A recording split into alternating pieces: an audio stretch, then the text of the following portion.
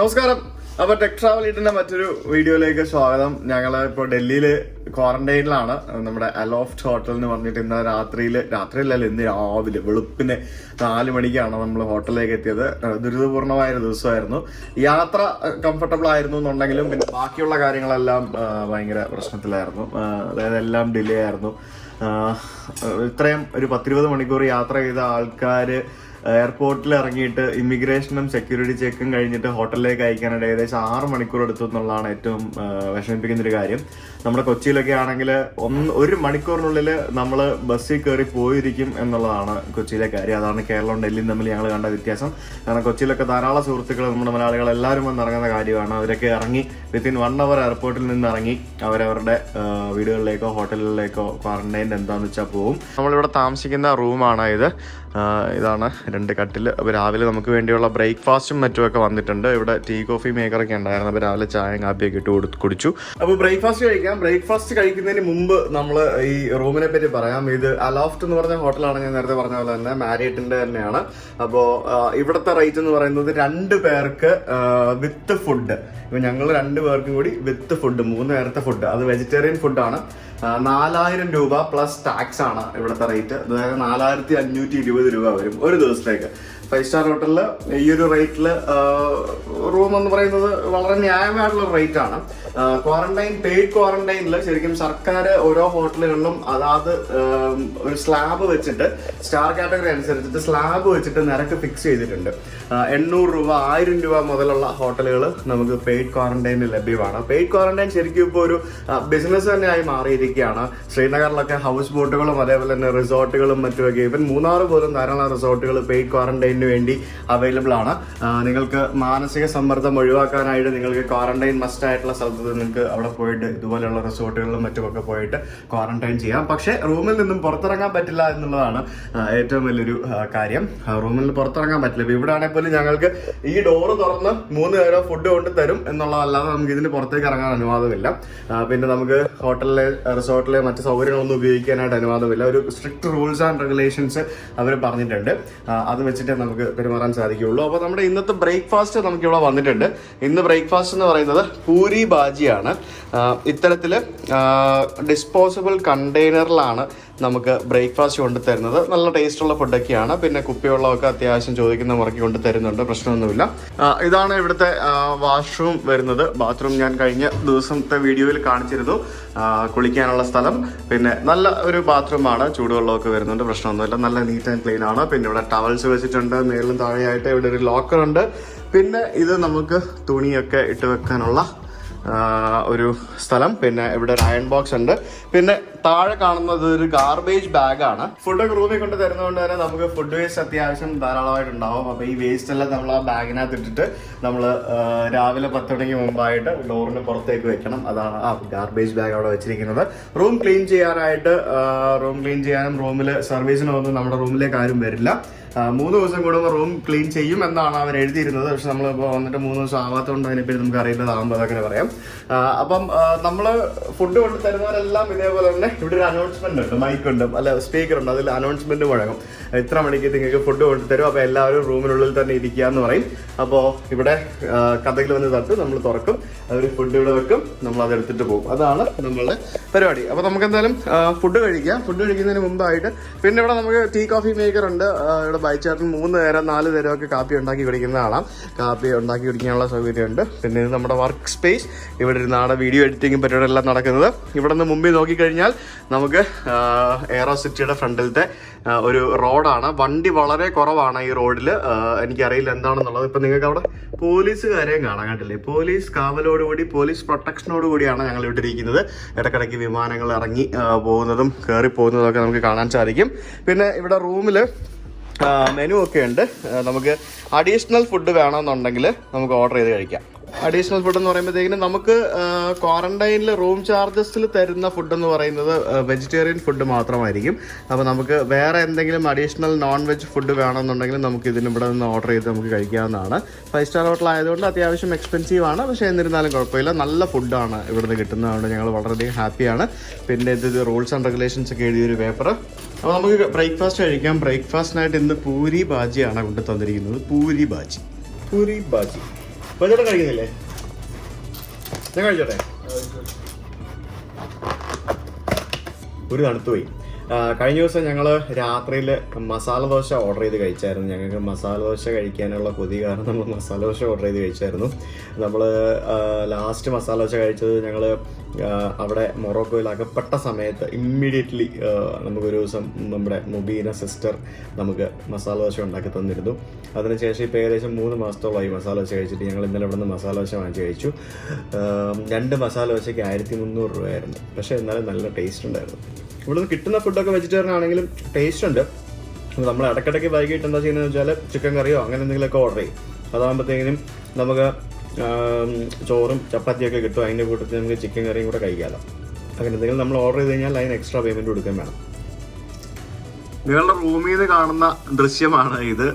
ഇവിടെ റോഡിൽ പല സ്ഥലത്തായിട്ട് പോലീസുകാർ ഇരിപ്പുണ്ട്. അവിടെ ആ ചെയറൊക്കെ ഇട്ടിട്ട് അവിടെ പോലീസുകാരിരിക്കുന്നുണ്ട്.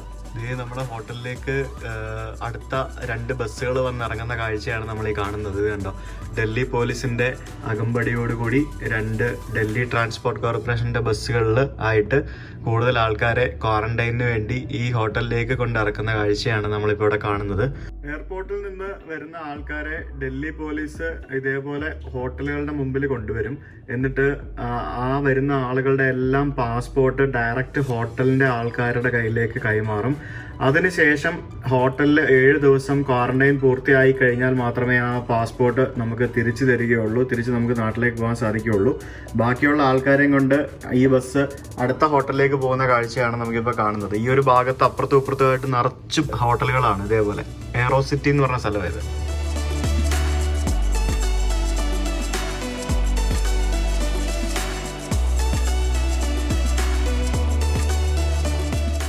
ഞങ്ങൾ ഇവിടെ ഇങ്ങനെ ഇരുന്ന് പരിപാടി എന്ന് പറഞ്ഞാൽ ഓരോ ദിവസവും ഇറങ്ങുന്ന വിമാനങ്ങളുടെ കണക്കെടുപ്പാണ്. ഇൻഡിഗോയുടെ ഒരു വിമാനമാണ് ഇപ്പോൾ ഇവിടെ ഇറങ്ങിക്കൊണ്ടിരിക്കുന്നത്. ആഹാ, ദേ വന്ന് അടിപൊളി.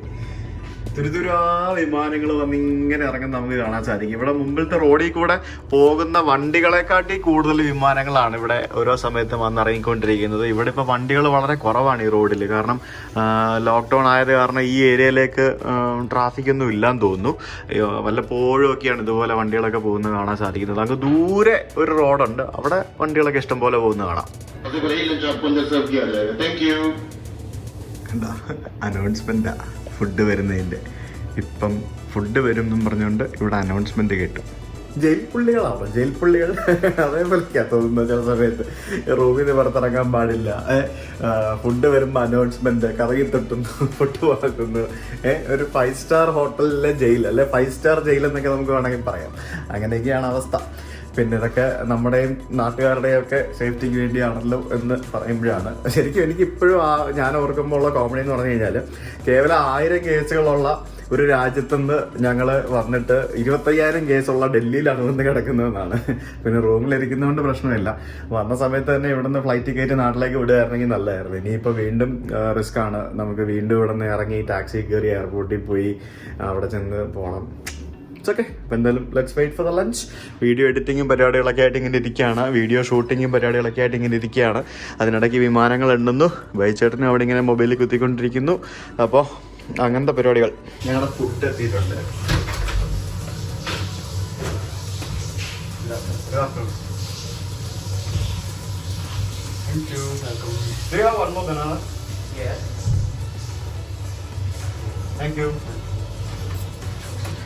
ഇതാണ് നമ്മളുടെ ഫുഡ്.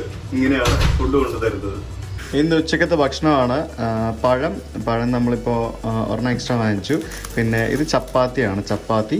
പിന്നെ ചോറ്. പിന്നെ ഇത് എനിക്ക് തോന്നുന്നു ഇന്ന് വെണ്ടയ്ക്ക കറിയാണെന്ന് തോന്നുന്നു. വെണ്ടയ്ക്ക കറി, പിന്നെ ചെറുപയറും മുളപ്പിച്ച എന്തോ ഒരു കറി, പിന്നെ ഇത് വേറെ എന്തോ ഒരു കറി. ഇത് എന്തെങ്കിലും സ്വീറ്റ് എന്തെങ്കിലും ആയിരിക്കും. ഇതാണ് മീൽസ്.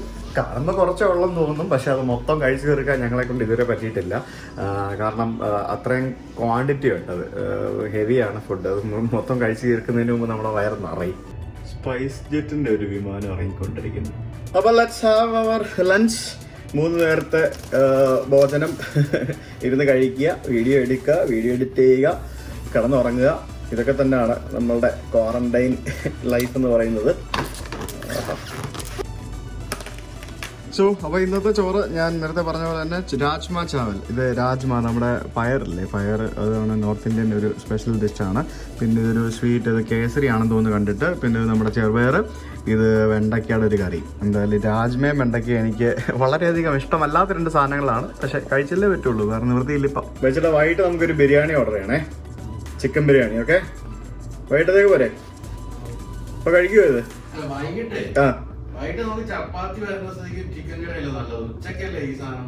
ആണല്ലേ, എന്നാൽ നാളെ നമുക്ക് ബിരിയാണി ഓർഡർ ചെയ്യാം. വൈകിട്ട് ചപ്പാത്തി ഒക്കെ ഉള്ളതുകൊണ്ട് ഇപ്പോഴും ചപ്പാത്തി ഉണ്ട്, പക്ഷെ ചപ്പാത്തി ഇപ്പൊ കഴിക്കാനുള്ള ഒരു മൂഡില്ല, ചോറ് കഴിക്കാം.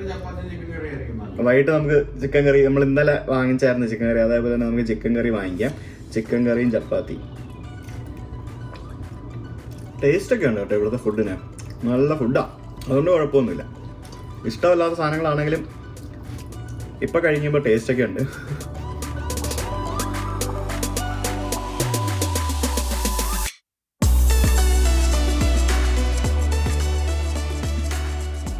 ഫുഡ് കഴിച്ചു കഴിഞ്ഞാൽ കുറച്ച് സമയം ഉറങ്ങുക, അതാണ്, വേറെ പണിയൊന്നുമില്ല. അപ്പോൾ പിന്നെ നമുക്ക് ഉറങ്ങാം. ഇനിയിപ്പം ശരിക്കും ബോറാണ് ഇങ്ങനെ ഇരിക്കുന്നത്. ബൈച്ചേട്ടനാണത് ഇങ്ങനെ ഫുൾ ടൈം മൊബൈലിൽ കുത്തിക്കൊണ്ടിരിക്കുകയാണ്. ബോറടിച്ച് പുള്ളിക്ക് ഭ്രാന്താവുന്നുണ്ട്. എന്തായാലും ഒന്നും ചെയ്യാൻ പറ്റുകയില്ല എന്നുള്ളതാണ്. പിന്നെ നമുക്ക് ഇങ്ങനെ ഒരു നല്ലൊരു മുറി കിട്ടിയോണ്ട് സുഖമായിട്ട് ഇവിടെ ഇങ്ങനെ ഇരിക്കാം. കുറേ വീഡിയോസ് ലോക്ക്ഡൗണിൽ ചെയ്യാൻ വേണ്ടി ഇങ്ങനെ പ്ലാൻ ചെയ്ത് വെച്ചിട്ടുണ്ട്. പക്ഷെ അവനുള്ള മൂഡ് അങ്ങോട്ട് ആയിട്ടില്ല. ഇവിടെ നിന്ന് കുറേ സംഭവങ്ങൾ, എനിക്ക് കുറേ കാര്യങ്ങൾ ഞാൻ ഇങ്ങനെ വർക്കൗട്ട് ചെയ്ത് വെച്ചിട്ടുണ്ട് ലോക്ക്ഡൗൺ സമയത്ത് ചെയ്യാനായിട്ട്. പക്ഷേ അതിൻ്റെ മൂഡാവാത്ത ഒരു വലിയൊരു പ്രശ്നമുണ്ട്. ഇനിയിപ്പോൾ എന്തായാലും ഇന്നൊന്ന് ഉറങ്ങി എണീറ്റതിന് ശേഷം നാളത്തേക്കുള്ളൊരു വീഡിയോ വീണ്ടും ഷൂട്ട് ചെയ്യാനൊരു പ്രചോദനം ഉണ്ടാവട്ടെ. എനിക്ക് നിങ്ങളോടൊരു കാര്യം പറയാനുള്ളത്, ഇപ്പം നമുക്കിപ്പോൾ ക്വാറന്റൈൻ എന്ന് പറയുന്നത് വിദേശത്തുനിന്ന് വരുന്നവർക്കും അതേപോലെ തന്നെ മറ്റ് സംസ്ഥാനങ്ങളിൽ നിന്ന് വരുന്നവർക്കൊക്കെ നിർബന്ധമാണ്. ഇപ്പം കേരളത്തിലാണെങ്കിൽ വിദേശത്തു നിന്ന് വരുന്നവരെയും ഇപ്പോൾ ക്വാറന്റൈൻ ചെയ്യാനായിട്ട് വീട്ടിലേക്ക് തന്നെ വിടുന്നുണ്ട്. പക്ഷെ ഞാൻ അങ്ങനെ കേരളത്തിലേക്ക് ലാൻഡ് ചെയ്യുമായിരുന്നു എന്നുണ്ടെങ്കിൽ പോലും ഞാൻ ക്വാറന്റൈൻ ചെയ്യാനായിട്ട് ഞാൻ വീട്ടിലേക്ക് ആദ്യത്തെ ഒരു 7 days എങ്കിലും പോവില്ല എന്ന് ഞാൻ തീരുമാനിച്ചിരുന്നു. കാരണം നമ്മൾ ഇത്രയും യാത്ര ചെയ്ത് വന്ന ആൾക്കാരാണ്. നമുക്ക് എന്തെങ്കിലും തരത്തിലുള്ള ഇൻഫെക്ഷൻസ് നമുക്ക് ഉണ്ടെന്നുണ്ടെങ്കിൽ വീട്ടിൽ പോയിട്ട് നമുക്ക് ഇപ്പോൾ എല്ലാവരുടെയും വീട്ടിൽ പ്രോപ്പറായിട്ട് ക്വാറന്റൈൻ ചെയ്യാനായിട്ട് സൗകര്യം ഉണ്ടായിന്ന് വരില്ല. ശരിക്കും ഒരു ഹോം ക്വാറന്റൈൻ എന്ന് പറയുമ്പോഴത്തേക്കും നമ്മളിപ്പോൾ ഇരിക്കുന്നത് പോലെ തന്നെ ഒരു മുറിക്കുള്ളിൽ മാത്രമായിട്ട് അടച്ചിരിക്കേണ്ട ഒരു അവസ്ഥയാണ്. ഇപ്പോൾ ഫുഡ് നമുക്ക് കൊണ്ടുതരുന്നത് നിങ്ങൾ കണ്ടു. വീട്ടിലാണെങ്കിൽ പോലും അതേപോലെ തന്നെ വേണം നിങ്ങൾക്ക് ഫുഡ് കൊണ്ട് തരാനും മറ്റുമൊക്കെ. അതേപോലെ നമ്മൾ ഉപയോഗിക്കുന്ന സാധനങ്ങളൊന്നും ഷെയർ ചെയ്യാൻ പാടില്ല ഇവിടെ. അതുകൊണ്ടാണ് ഇപ്പോൾ 5 star ഹോട്ടലാണെന്നുണ്ടെങ്കിൽ പോലും നമുക്ക് ഡിസ്പോസിബിൾ കണ്ടെയ്നേഴ്സിൽ നമുക്ക് ഫുഡ് കൊണ്ട് തരുന്നത്. അതുകൊണ്ടാണ് ഒന്നും ഷെയർ ചെയ്യില്ല, നമ്മൾ ഉപയോഗിച്ചൊന്നും മറ്റുള്ളവർക്ക് ഉപയോഗിക്കാൻ പാടില്ല. പിന്നെ ഈ ബ്ലാങ്കറ്റും അതേപോലെ തന്നെ പില്ലോസും മറ്റുമൊക്കെ ഇവരെ എങ്ങനെ ഏത് തരത്തിലാണ് നമ്മൾ പോയതിന് ശേഷം ക്ലീൻ ചെയ്യുന്നത് എന്ന് നമുക്കറിയില്ല. പക്ഷെ എന്നാലും അതിൻ്റെ പ്രോട്ടോക്കോളും മറ്റുമൊക്കെ ഉണ്ടാവും. അവർ ആ ഒരു രീതി തന്നെ ആയിരിക്കും ചെയ്യുന്നത്. നമ്മൾ വീട്ടിൽ ചെല്ലുമ്പോഴത്തേക്കിനും നമുക്ക് ഒത്തിരി കാര്യങ്ങൾ നമ്മൾ വിട്ടുവീഴ്ചകൾ ചെയ്യുന്ന സാഹചര്യങ്ങളുണ്ടാവും. അപ്പോൾ അതുകൊണ്ട് തന്നെ പ്രിഫറബിളി ഒരു 7 days നിങ്ങൾ വിദേശത്തു നിന്ന് വരുന്നവരാണെങ്കിൽ തീർച്ചയായും ഒരു ഹോട്ടൽ ക്വാറന്റൈൻ, സാമ്പത്തിക അനുവദിക്കുകയാണെങ്കിൽ ഹോട്ടൽ ക്വാറന്റൈൻ അങ്ങനെയുള്ള സ്ഥലങ്ങളിൽ നിങ്ങൾ പോവുക. എന്നിട്ടൊരു 7 daysന് ശേഷം വീട്ടിൽ പോകാൻ ശ്രമിക്കുക. വീട്ടിൽ പോയാൽ പോലും ഒരു 7 days മിനിമം നിങ്ങൾ വീട്ടിലുള്ള അംഗങ്ങളിൽ നിന്നും ഒക്കെ ഒന്ന് വിട്ട് മാറി ഒരു സെപ്പറേറ്റ് റൂമിൽ ഐസൊലേറ്റ് ആയിട്ട് ഇരിക്കുകയാണെങ്കിൽ നല്ലതായിരിക്കും. അപ്പോൾ എന്തായാലും ഞങ്ങൾ ഇനിയിപ്പോൾ ഇവിടുന്ന് നാട്ടിൽ പോയാലും ഞാൻ എന്തായാലും എൻ്റെ വീടിൻ്റെ മുകളിലത്തെ നിലയിൽ എനിക്ക് ഒരു എൻറ്റയർ ഫ്ലോർ എനിക്ക് വേണ്ടി മാത്രമായിട്ട് മാറ്റി വയ്ക്കാനായിട്ട് ഞാൻ അറേഞ്ച്മെൻറ്റ് ചെയ്തിട്ടുണ്ട്. ഞാൻ എന്തായാലും അവിടെ തന്നെ ആയിരിക്കും കുറച്ച് ദിവസം.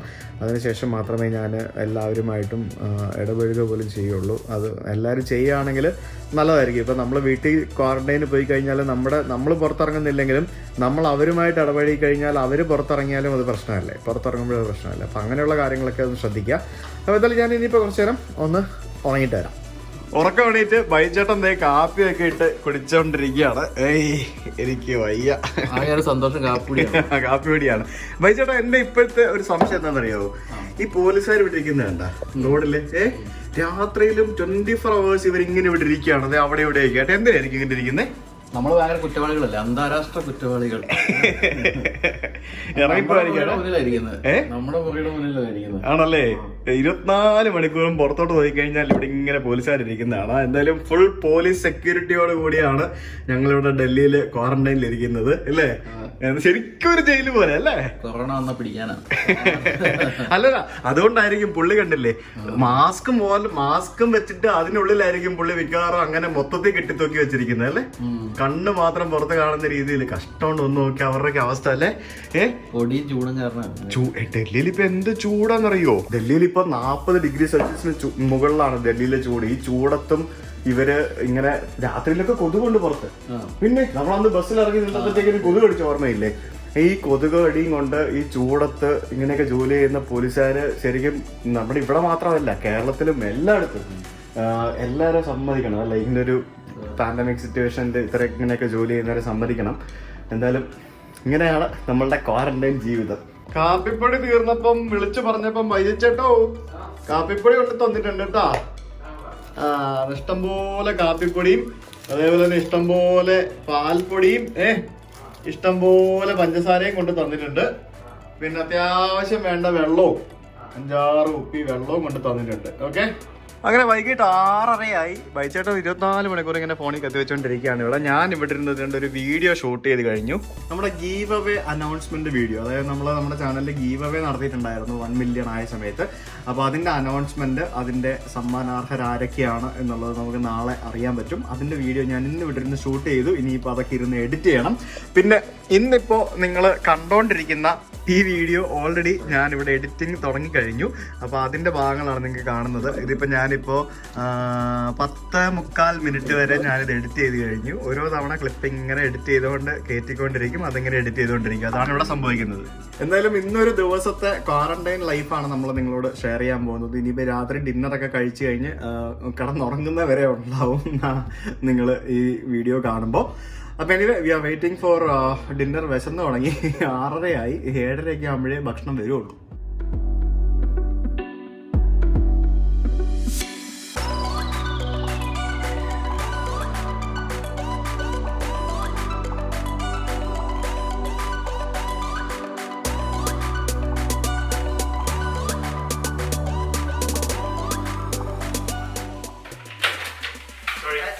Hi, how are you? I'm fine now. Yeah, you keep it there. This is your thali. Okay? This is chicken curry spicy. Okay. Thali, we need one more. So Okay, you can no give issue. it when you come next time. No, I will tell now only to Yeah, give. no problem. We are 2 people. Oh, how is the stay, sir? Yes, good. Oh, good. What's your name? And my name is Abhishek, sir. I'm taking care of the F&B. Okay. Please let me know of any assistance. Sure. So how long will you be here, sir? 7 days till Saturday. Okay. You want to copy, sir? No. Sir, I came to know from Vishal sir that you are a food blogger. I'm a travel blogger. Yes. So I specially came to meet you. Oh, really? You're on the camera now. No, Did you see that? So this video will be coming tomorrow on my channel. You can see that. Which channel, sir? Tech Travel Eat. Okay. It's in Malayalam, but it's okay. My name is Abhishek. Please let me know if you want. Sure. Thank you. Welcome, sir. Nice Bye-bye. to meet you. Bye. Get me one more meal, okay? Okay, not an issue. Bye. Please let me know the feedback. About Sure. the Food is really good. Actually, we liked it. Food is Yes. really good. So just tell that to your chef. Thank you. Thank you. Bye. നല്ല അടിപൊളി ഫുഡാണ് ഇവിടുത്തെ. എനിക്കത് ഏറ്റവും ഇഷ്ടപ്പെട്ടൊരു കാര്യം, നമ്മളിപ്പോൾ ഒരു ചിക്കൻ കറി ആണ് ഓർഡർ ചെയ്തത്. നമുക്കിവിടെ നോർമൽ മീല് വരും, ആ മീലിനൊപ്പം നമ്മൾ ഒരു ചിക്കൻ കറിയും കൂടെ ഓർഡർ ചെയ്തു. പിന്നെ എനിക്ക് നിങ്ങളോട് ഒരു കാര്യം പറയാനുണ്ട്. അത് ഇന്നലത്തെ വീഡിയോനെ കുറിച്ചാണ്. നമ്മൾ മൊറോക്കോയിൽ നിന്ന് ഇന്ത്യയിലേക്ക് വന്ന വീഡിയോനെ കുറിച്ചായിരുന്നു. ശരിക്കും നമ്മളിവിടെ ഒരു എത്യോപ്യൻ എയർലൈൻസിന്റെ ഒരു ചാർട്ടേഡ് ഫ്ലൈറ്റ് ആണ് നമുക്ക് എംബസി നമുക്ക് ഇവിടേക്ക് വരാനായിട്ട് അറേഞ്ച് ചെയ്ത് തന്നത്. അത് ശരിക്കും സ്വാഭാവികമായിട്ടും വന്ദേ ഭാരത് മിഷന്റെ കീഴിലായിരിക്കണം. കാരണം നമുക്ക് എല്ലായിടത്തും വന്ദേ ഭാരത് മിഷന്റെ കീഴിലാണെന്നുള്ളതാണ് നമ്മൾ വീഡിയോയിലുടനീളം കണ്ടത്. അതുകൊണ്ട് തന്നെയാണ് നമ്മൾ വന്ദേ ഭാരത് മിഷന്റെ ഭാഗമാണെന്നുള്ള രീതിയിൽ തന്നെ വീഡിയോയിൽ പറഞ്ഞതും. കാരണം നമ്മൾ കണ്ടതാണ് മൊറോക്കോയിൽ എയർപോർട്ടിൽ നമുക്ക് കിട്ടിയ ആ ഒരു കെയറും കാര്യങ്ങളും, അതേപോലെ തന്നെ ഡൽഹിയിൽ എത്തിയപ്പോൾ നമുക്ക് അനുഭവിച്ച പ്രശ്നങ്ങളും മറ്റുമൊക്കെ നമ്മൾ കണ്ടതാണ്. പിന്നെ ധാരാളം സുഹൃത്തുക്കൾ ഫ്ലൈറ്റിൽ വെച്ചിട്ട് മുദ്രാവാക്യം വിളിച്ചതിനെതിരെയൊക്കെ പറയുന്നുണ്ടായിരുന്നു. അതൊക്കെ പൊളിറ്റിക്കൽ കാര്യങ്ങളാണ്. പക്ഷെ നമ്മളെ സംബന്ധിച്ച് നോക്കുകയാണെങ്കിൽ എന്താ പറയുക പേഴ്സൺ, എന്നെ സംബന്ധിച്ചും ഞങ്ങൾ രണ്ടുപേരെ സംബന്ധിച്ച് നോക്കുകയാണെങ്കിൽ നമ്മൾ ആ സമയത്ത് നമ്മൾ എങ്ങനെ ഏത് വികേനയും നാട്ടിലെത്തുക എന്നുള്ളൊരു ചിന്ത മാത്രമേ നമുക്കുള്ളൂ. അത് ഏതെങ്കിലും പദ്ധതിയുടെ ഭാഗമാണോ, ഏതെങ്കിലും രാഷ്ട്രീയം അതിനകത്തുണ്ടോ, എന്തെങ്കിലും സംഭവങ്ങൾ അതിനകത്തുണ്ടോ എന്നുള്ളതൊന്നുമല്ല. നമുക്ക് എത്രയും പെട്ടെന്ന് നമ്മുടെ നാട്ടിലേക്ക് എത്തുക എന്നുള്ളത് മാത്രമാണ്. ദയവായിട്ട് അങ്ങനെ ഒരു വീഡിയോ നിങ്ങൾ രാഷ്ട്രീയപരമായിട്ട് കാണാതിരിക്കുക. അതിനകത്ത് നിങ്ങൾ കണ്ടതാണ് അതെന്താണ് അവിടെ നടന്നത് എന്നുള്ളത് വീഡിയോയിൽ മുഴുവനായിട്ട് കണ്ടതാണ്. ഞങ്ങൾ അതിൽ രാഷ്ട്രീയം പറഞ്ഞിട്ടില്ല, ഞങ്ങൾ അതിനകത്ത് രാഷ്ട്രീയം കാണിച്ചിട്ടുമില്ല. നിലവിൽ കണ്ട കാര്യമാണ് നിങ്ങൾ അതിനകത്ത് കണ്ടത്. അപ്പോൾ അത് എങ്ങനെയാണെന്നുള്ളത് നിങ്ങൾക്ക് ബാക്കിയുള്ളത് ഊഹിച്ചെടുക്കാവുന്ന കാര്യങ്ങളൊക്കെ ഉള്ളൂ. എന്തായാലും ഞങ്ങൾ സേഫായിട്ട് ഇന്ത്യയിലെത്തി, നാട്ടിലെത്തി. ഇവിടെ നിന്ന് ഇനിയിപ്പം ഡൽഹിയിൽ ക്വാറന്റൈൻ കഴിഞ്ഞിട്ട് കൊച്ചിയിലെത്തി കഴിഞ്ഞാൽ നമ്മൾ സേഫായിട്ട് നാട്ടിലെത്തി. മൊറോക്കോയിലാണെങ്കിലും ഇന്ത്യയിലാണെങ്കിലും ഇതുവരെ ഇന്റർനാഷണൽ എയർപോർട്ടുകളൊന്നും ഓപ്പൺ ആക്കിയിട്ടില്ല എന്നുള്ളതാണ് അറിയാൻ കഴിഞ്ഞത്. പിന്നെ അൾജീരിയയിൽ നിന്നുള്ള ഫ്ലൈറ്റിന്റെ കാര്യത്തിലും തീരുമാനമാകുന്നു എന്നറിയാൻ കഴിഞ്ഞു. അവിടെ നിന്നും ഒരു സ്പെഷ്യൽ അൾജീരിയക്കാരുടെ തന്നെ ഒരു സ്പെഷ്യൽ ഫ്ലൈറ്റ് ആണ് ഇവിടേക്ക് വരാൻ പോകുന്നതെന്ന് അറിയാൻ കഴിഞ്ഞു. മലയാളികൾ അധികം ഇല്ലാത്ത രാജ്യങ്ങളിൽ നിന്നും ഉള്ള ആളുകളെല്ലാം ഇതേപോലെ ഫ്ലൈറ്റിൽ ഡൽഹിയിലേക്കാണ് വരുന്നത്. അപ്പോൾ നമ്മൾ എന്തായാലും നാട്ടിൽ സുരക്ഷിതരായിട്ട് എത്തി. അത് ഏത് മിഷനാണ് എന്താണെന്നൊന്നും നമ്മൾ അതിനെപ്പറ്റി ഒന്നും നമ്മൾ ബോധമല്ല. കാരണം we are an Indian citizens. നമ്മൾ കൃത്യമായിട്ട് ഇൻകം ടാക്സും GST എല്ലാം കൊടുത്ത് ജീവിക്കുന്ന ഇന്ത്യൻ പൗരന്മാരാണ്. നമ്മളെ രാജ്യത്തേക്ക് മടക്കി കൊണ്ടുവരേണ്ട കടമ എന്ന് പറയുന്നത് ഇന്ത്യ ഗവൺമെന്റിനുള്ള കടമയാണ്. എല്ലാ രാജ്യങ്ങളും അതാത് സിറ്റിസൺസിനെ, അതാത് രാജ്യത്തെ സിറ്റിസൺസിനെ അവര് എത്രത്തോളം കെയർ കൊടുക്കുന്നു, റെസ്പെക്ട് കൊടുക്കുന്നു എന്നുള്ളത് നമ്മൾ പല സമയത്തും നമ്മൾ കണ്ട കാര്യമാണ്. മൊറോക്കോയിൽ നിന്നും ഏറ്റവും അവസാനം പോകുന്ന ഒരു രാജ്യക്കാരുണ്ടെങ്കിൽ അത് ഞങ്ങൾ തന്നെ ആയിരിക്കും. ഇനി അവിടെ വേറെ ഏതെങ്കിലും രാജ്യത്തുള്ള ആൾക്കാർ കൂടി കിടപ്പുണ്ടെന്ന് ഞങ്ങൾക്ക് അറിയില്ല. എന്തായാലും തുടക്കത്തിൽ തന്നെ ലോക്ക്ഡൌണിന്റെ ആദ്യ ഘട്ടങ്ങളിൽ തന്നെ വലിയ വലിയ രാജ്യങ്ങളൊക്കെ, സാമ്പത്തികമായിട്ട് മെച്ചമുള്ള രാജ്യങ്ങളൊക്കെ അവരവരുടെ സിറ്റിസൺസിനെ കൊണ്ടുപോയിരുന്നു. നമുക്ക് ഇത്രയും കോടിക്കണക്കിന് ആൾക്കാരുള്ളതുകൊണ്ട് ചിലപ്പോൾ ഫ്രീ ആയിട്ട് കൊണ്ടുവരാൻ നമ്മുടെ ഗവൺമെന്റിന് സാമ്പത്തികം അനുവദിച്ചെന്ന് വരില്ല. പക്ഷെ എന്നിരുന്നാലും നമ്മളെല്ലാവരും ഞാൻ നേരത്തെ പറഞ്ഞ പോലെ തന്നെ ടാക്സ് പേയിങ് സിറ്റിസൺസ് ആണ്. അപ്പം നമ്മൾ കൊടുക്കുന്ന ടാക്സിന് നമുക്ക് എന്തെങ്കിലുമൊക്കെ ഒരു വാല്യൂ നമ്മുടെ ഗവൺമെന്റിന്റെ ഭാഗത്തുനിന്ന് കിട്ടുന്നുണ്ടെങ്കിൽ അത് ഏറ്റവും വലിയ കാര്യമാണ്. ഇങ്ങനെ കൊണ്ടുവന്നത് കൊണ്ട് പൈസ വാങ്ങിച്ചാണ് കൊണ്ടുവന്നത് എന്നുണ്ടെങ്കിലും അങ്ങനെ കിട്ടിയിട്ടുണ്ട് എന്ന് വിചാരിക്കുന്നു. താമസിച്ചാണെങ്കിലും നമ്മളെ തിരിച്ച് നാട്ടിലെത്തിച്ചതിന് എല്ലാവർക്കും, അതിനുവേണ്ടി പ്രവർത്തിച്ച എല്ലാവർക്കും സന്തോഷമുണ്ട്. Thank you so much. Chicken curry ഒക്കെ കറക്റ്റ് ആയിട്ട് വിഭജിക്കണം കേട്ടോ. അതിനകത്ത് എത്ര പീസ് ഉണ്ടെന്ന് നോക്കണേ. എത്ര പീസ് ഉണ്ടെന്ന് നോക്കി കറക്റ്റ് ആയിട്ട് വിഭജിക്കണം. അളന്ന് നോക്കി വേണം ചെയ്യാനായിട്ട്. എന്റെ പൊന്നെ. അപ്പൊ ഇതാണ് നമ്മൾ ഇന്ന് ഓർഡർ ചെയ്ത ചിക്കൻ കറി. അപ്പൊ കാലെന്തായാലും ബൈച്ചേട്ടൻ എടുത്തോ. കാരണം കാലന്മാടന്മാര് കഴിക്കണമെന്നാണ് പറയുന്നത് അല്ലേ? ആത്മപ്രശംസ ഒന്നും വേണ്ട. അയ്യോ കൊള്ളാം. ചോറിൽ ഇന്ന് നമുക്ക് പരിപ്പ് കറിയാണ് ഇരിക്കുന്നത്. പരിപ്പ് കറി, പിന്നെ തൈര്, പിന്നെ ഒരു സലാഡ്, പിന്നെ ആലു ഡ്രൈ ആണ്, പിന്നെ ചോറ്. പിന്നെ നമുക്ക് ചപ്പാത്തിയുണ്ട്. ചപ്പാത്തിയും ചിക്കൻ കറിയാണ് ബൈജു ചേട്ടന്റെ പ്രധാന ഭക്ഷണം. ഞാൻ പിന്നെ കുറച്ച് ചോറും കഴിക്കും. ബൈജു ചേട്ടന് പച്ചരി ചോറ് ഇഷ്ടമല്ല അത്രേ. ആണോ ബൈച്ചേട്ടാ? ഇഷ്ടമല്ല. മൊറോക്കോയില് മറ്റേ ബോയിൽഡ് റൈസ് കിട്ടിയത് നിങ്ങളുടെ ഭാഗ്യം. ഇല്ലെന്നുണ്ടെങ്കിൽ എന്ത് ചെയ്തേനെ? അല്ലെങ്കിൽ കഴിച്ചാൽ ചപ്പാത്തി ഉള്ളതുകൊണ്ടല്ലേ. അതെ. അപ്പൊ സമയം എന്തായാലും രാത്രി ഇപ്പോ 8 മണിയായിരിക്കാണ്. 8 മണി. നമ്മളിപ്പോ ഡിന്നർ കഴിക്കാൻ പോകുന്നു. ചപ്പാത്തി നല്ല സ്മൂത്താണല്ലോ. ഇവിടുത്തെ ഫുഡ് നമ്മൾ മോശം പറയോ പുകഴ്ത്തി പറയോ ഒന്നുമല്ല. എനിക്ക് എന്തായാലും ഇവിടുത്തെ ഫുഡ് ഭയങ്കര ഇഷ്ടപ്പെട്ടു. നല്ല ഫുഡാണ്. നമ്മൾ പറയുന്ന പോലൊക്കെ ഉണ്ടാക്കി തരുന്നുണ്ട്. ചിക്കൻ കറി അടിപൊളിയായിട്ടുണ്ട്, സൂപ്പർ ആയിട്ടുണ്ട്. പക്ഷേ നാളെ കഴിഞ്ഞ് നമുക്ക് മസാല ചോറാവേ വീണ്ടും. ഓക്കെ, ബിരിയാണിയാ. അങ്ങനെ ഫുഡൊക്കെ കഴിച്ച് ബാക്കി വേസ്റ്റ് നമുക്ക് ഇവിടെ ഒരു പച്ച കവറുണ്ട്. ഈ പച്ച കവറിനകത്ത് ഇട്ട് വെക്കണം ഫുഡും കാര്യങ്ങളൊക്കെ, ബാക്കി വേസ്റ്റ് ഒക്കെ. എന്നിട്ട് അത് അവര് പുറത്ത് വെച്ച് കഴിഞ്ഞാൽ നാളെ രാവിലെ വന്നെടുത്ത് ക്ലിയർ ചെയ്തോളൂ. എന്തോരം ഉള്ളതറിയോ?